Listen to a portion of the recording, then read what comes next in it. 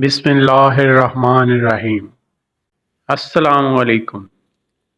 Welcome to my YouTube channel Standard Academy. आज के इस लेक्चर में हम फॉरवर्ड रिएक्शन और रिवर्स रिएक्शन के बारे में बारी बारी डिस्कस करेंगे।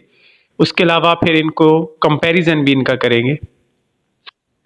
चूँकि ये topic paper point of view से बहुत ज़्यादा इम्पोर्टेंट है, अभी 2024 के एनुअल एग्जाम्स के अंदर ये लॉन्ग क्वेश्चन के तौर पे इनका कंपैरिजन आया हुआ था। अगर आप मेरे चैनल पर न्यू हैं तो मेरे चैनल को सब्सक्राइब कर लें और बेल आइकॉन को प्रेस कर दें ताकि आइंदा आने वाली वीडियोस की नोटिफिकेशन आपको मिल सके। फॉरवर्ड रिएक्शन के अंदर रिएक्टेंट्स रिएक्ट करके प्रोडक्ट बनाते हैं, यानी दो या दो से ज़्यादा सब्सटेंसेस आपस में मिक्सअप होंगे और केमिकली रिएक्ट करके वो एक न्यू सब्सटेंस बना देंगे जिसको हम प्रोडक्ट बोलते होते हैं। फॉरवर्ड रिएक्शन की एग्जांपल हम ले लेते हैं। H2 plus I2 goes to 2HI, यानी हाइड्रोजन गैस और आयोडीन गैस जब आपस में रिएक्ट करेंगे तो ये मिलकर हाइड्रोजन आयोडाइड बना देंगे। इसमें आयोडीन का पर्पल कलर ख़त्म हो जाएगा और हाइड्रोजन आयोडाइड कलरलेस होगा। अब हम फॉरवर्ड रिएक्शन की कैरेक्टरिस्टिक्स को स्टडी कर लेते हैं। First of all, reactants react to form the products, यानी इसमें रिएक्टेंट्स आपस में इंटरेक्ट करेंगे और वो मिलकर प्रोडक्ट बना देंगे। इसको बेहतर अंदाज में समझने के लिए हम एक जनरल एग्जांपल ले लेते हैं। फर्ज करते हैं कि हमारे पास ए और बी दो रिएक्टेंट हैं। जब ये आपस में रिएक्ट करेंगे तो ये मिलकर प्रोडक्ट C प्लस D बना देंगे। तो ऐसे रिएक्शंस को हम फॉरवर्ड रिएक्शन कहते होते हैं। ये हमेशा लेफ्ट से राइट डायरेक्शन के अंदर मूव करते हैं।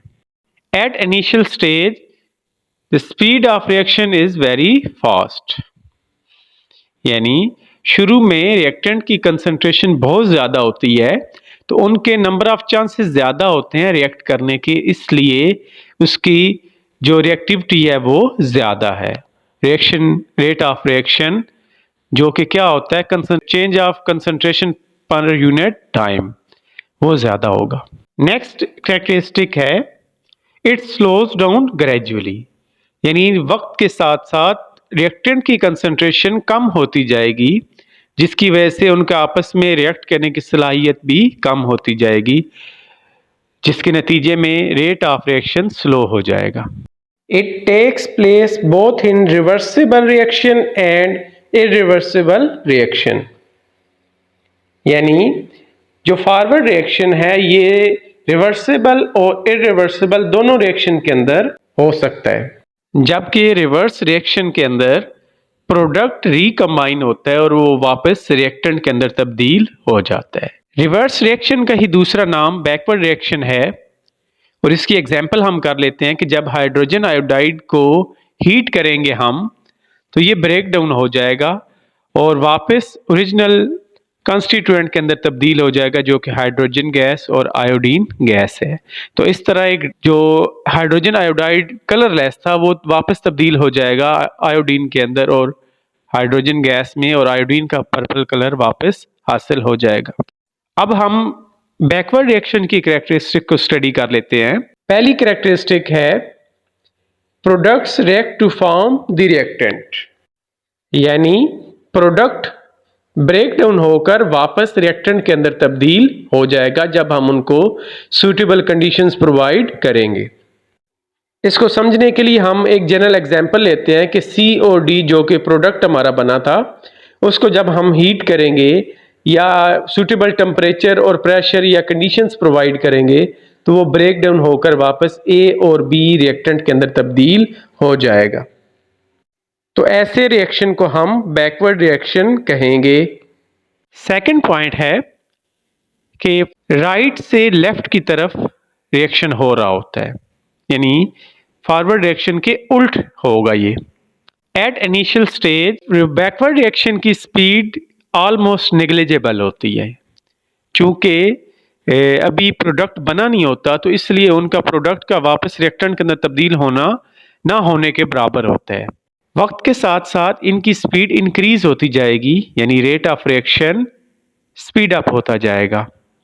उसकी वजह क्या है कि रिएक्टेंट रिएक्ट करके जब प्रोडक्ट में तब्दील हो रहे होंगे तो इस तरह प्रोडक्ट की कंसंट्रेशन बढ़ती जाएगी।